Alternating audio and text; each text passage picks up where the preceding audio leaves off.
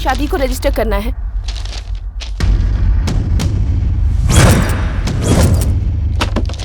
प्रिया, ये क्या है? मुझे इस बारे में कुछ नहीं सुनना। कल मेरी शादी हो जानी चाहिए। ये सब क्या हो रहा है? अचानक ये क्या है? तुम्हारी शादी को तो 3 दिन बाकी है। तो क्या 3 दिन में मुझे लगेगा कि तुम्हारी जो फीलिंग है वो प्यार है? जो इंसान प्यार को 10 लाख रुपए के लिए बेच आया, वो भला क्या समझेगा?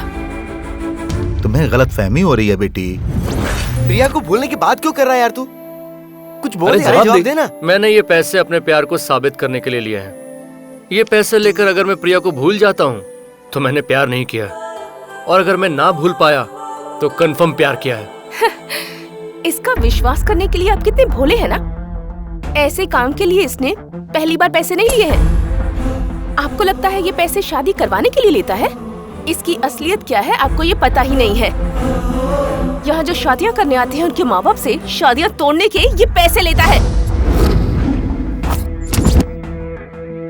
अभी मैं फिर से कहती हूँ, कल मेरी शादी हो जानी चाहिए और वो तुम ही करवाओगे। जितने पैसे चाहिए ले लेना।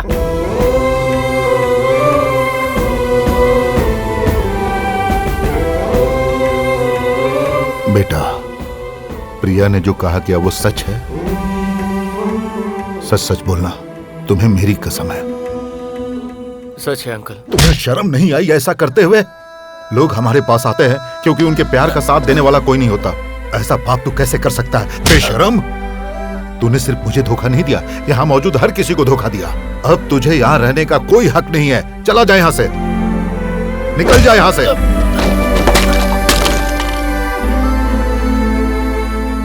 सारी दुकानें बंद कर दो। तुम लोग क्या देख रहे हो? बहुत हो गया तमाशा। अगर तुम में से कोई भी दोबारा यहाँ दिखाई दिया ना तो मैं उसकी टांगे तोड़ दूंगा। चलो जाओ, निकलो यहाँ से।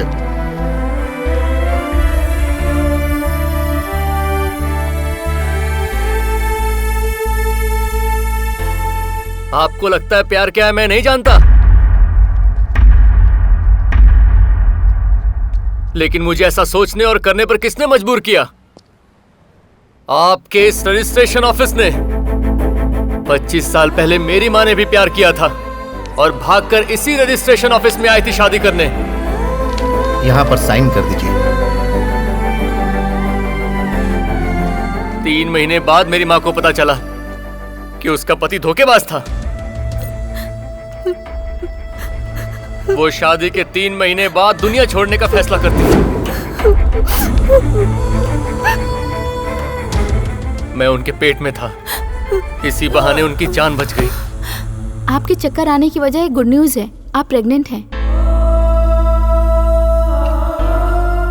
वो अपने घर वापस नहीं जा सकती थी, लेकिन उसे मेरी भी परवरिश करनी थी, तो मेरी माँ यहाँ काम करने लगी।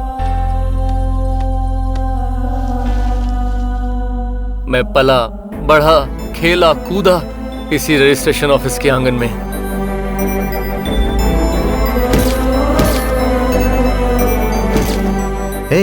लगता है मैंने इस लड़की को कहीं देखा है। कुछ हफ्ते पहले उसने यही शादी की थी सर। ओहो हो, इसने आत्महत्या कर लिया।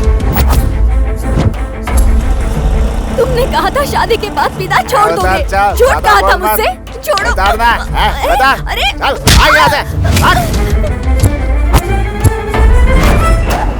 मुझे बोलेगी, मुझे सुनाएगी।